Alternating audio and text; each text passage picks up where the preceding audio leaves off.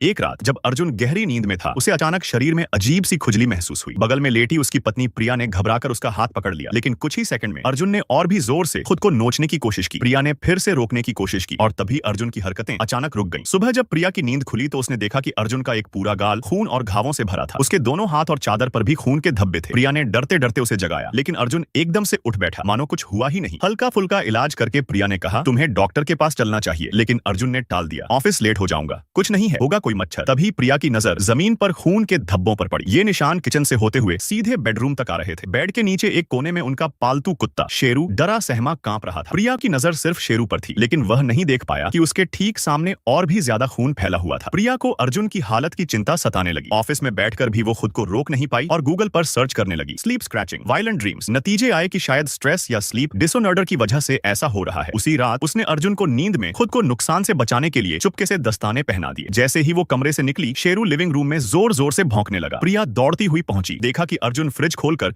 उसमें रखा कच्चा मांस खा रहा था। यहाँ तक कि उसने कच्चे अंडे भी निगल लिए और फिर एक कच्ची मछली उठाई। ये नजारा देखकर प्रिया का जी मिचला उठा। वो सिंक के पास जाकर उल्टियां करने लगी। तभी अर्जुन पीछे से आ गया। वो नल खोलकर पानी पीने लगा। उसकी आंखें बिना किसी भाव के मुंह ऐसे खुल बंद हो रहा था जैसे कोई रोबोट हो। शेरू अब भी बुरी तरह भौंक रहा था। इस सब के बाद प्रिया का शक यकीन में बदलने लगा, कुछ तो गड़बड़ है। अगली सुबह उसने घर की सारी खिड़कियां बंद कर दी। जब उसकी मां को इस बारे में पता चला तो उन्होंने तुरंत एक तांत्रिक से घर के लिए रक्षा तावीज मंगवाया, लेकिन प्रिया ने इस सब पर यकीन नहीं किया। वो अर्जुन को स्लीप मॉनिटरिंग टेस्ट के लिए लेकर गई। जांच में सामने आया कि अर्जुन को स्लीप वॉकिंग डिसऑर्डर है। डॉक्टर ने समझाया कि अगर घर को सुरक्षित रखा जाए और दवाइयां समय पर दी जाए तो सब कुछ कंट्रोल में रहेगा। प्रिया ने डॉक्टर की हर बात मानी। दवाइयां शुरू हुई और एक रात उसे पहली बार चैन की नींद आई, लेकिन सुबह फ्रिज के पास फिर वही बिखराव था। उसने देखा पैकेजिंग पर शेरू के बाल चिपके हुए थे। तब उसे एहसास हुआ कि सुबह से उसने शेरू को देखा ही नहीं था। बुरा एहसास दिल में घर करने लगा। डरते डरते उसने फ्रिज खोला। जो उसने देखा वो किसी भी इंसान को तोड़ देने के लिए काफी था। अब वो अर्जुन से दूर बाथरूम में बच्चे को गोद में लेकर टब में सोने लगी। रात में जैसे ही आंखें बंद करने की कोशिश की, दरवाजे पर दस्तक हुई। प्रिया ने हल्के से पूछा, कौन है? कोई जवाब नहीं आया। डरते डरते उसने दरवाजा खोला। अर्जुन लिविंग रूम के बीचों बीच खड़ा पेशाब कर रहा था। पिछले 3 दिन से अर्जुन की नींद में हरकतें इतनी अजीब थीं कि अब उनका घर ही सबसे असुरक्षित जगह बन चुका था। शेरू की लाश फ्रिज में मिलने के बाद प्रिया को सदमा लगा और उसका जल्दी डिलीवरी हो गया। पहले से ही इमोशनली कमजोर प्रिया अब पूरी तरह टूट चुकी थी। ऊपर से नए पड़ोसी के पास भी एक वैसा ही कुत्ता था जैसा शेरू था। यादें, डर और सोशल मीडिया पर दिखती नींद में हत्या की खबरें सब मिलकर प्रिया को एक ही दिशा में धकेल रही थी। हमारा अगला नंबर है। प्रिया की नींद उड़ गई थी। अर्जुन अब भी नींद में कुछ बड़बड़ा रहा था और प्रिया को उसमें किसी और की आवाज सुनाई दी। इसी डर और असुरक्षा में उसने एक तांत्रिक को दोबारा बुलाया। जैसे ही तांत्रिक घर में दाखिल हुई, उसने बिना कुछ पूछे कहा, इस घर में 2 आत्माएं हैं। तांत्रिक ने बताया कि एक आत्मा अर्जुन के शरीर में घुस आई है, क्योंकि वो आत्मा जब जिंदा थी तो प्रिया को पसंद करती थी और वो आत्मा किसी ऐसे आदमी की है जिसे प्रिया जानती है। तांत्रिक ने एक भयानक बात कही, मैं बस यहीं रहना चाहता हूँ तुम्हारे साथ। प्रिया को ये सुनते